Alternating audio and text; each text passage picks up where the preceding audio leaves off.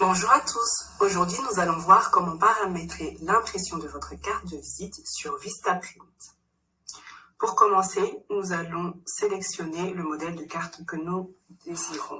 Donc nous allons sur le menu carte de visite et nous allons cliquer sur carte au coin arrondi. Ensuite nous allons sélectionner les différentes options. On va avoir une épaisseur de papier supérieure.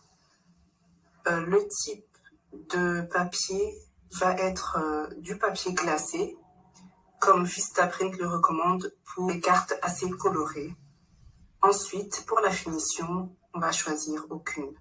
Alors, une chose qui est assez importante, avant de commencer la conception de votre carte de visite, surtout si vous ne le faites pas sur Vistaprint, vous allez aller voir les caractéristiques de votre carte pour prendre la taille. Vous allez sous l'onglet caractéristiques du produit et vous regardez le nom du modèle de la carte que vous avez choisi. Donc vous déroulez l'onglet et vous allez prendre les dimensions de votre carte à l'impression. Ensuite, une fois que la conception de votre carte est terminée, vous pouvez retourner sur Vistaprint et vous cliquez sur J'y vais, ensuite sur Télécharger. Et là, vous sélectionnez sur votre machine l'image de votre carte que vous allez télécharger. Vous pourrez faire un cliquer-glisser sur le modèle de Vistaprint. Une fois que votre modèle est inséré, vérifiez à ce qu'il couvre bien l'ensemble du modèle de Vistaprint. Vous voyez ici, j'ai des bords pas bien remplis, donc j'essaye de replacer ma carte afin que l'ensemble du modèle soit couvert par ma carte.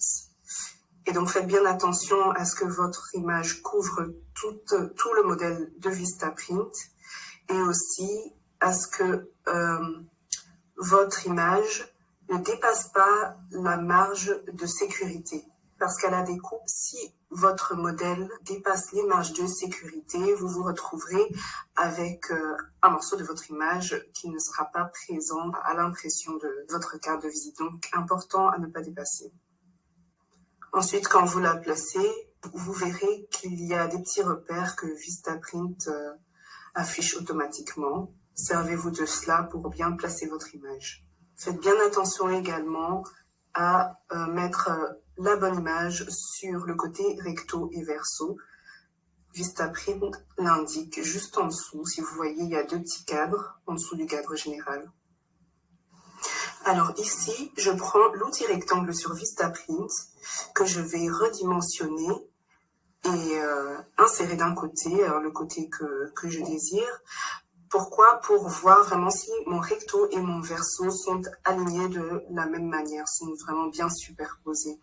Donc je prends le petit rectangle, je le pose et je vais copier-coller ce même rectangle sur le recto et le verso.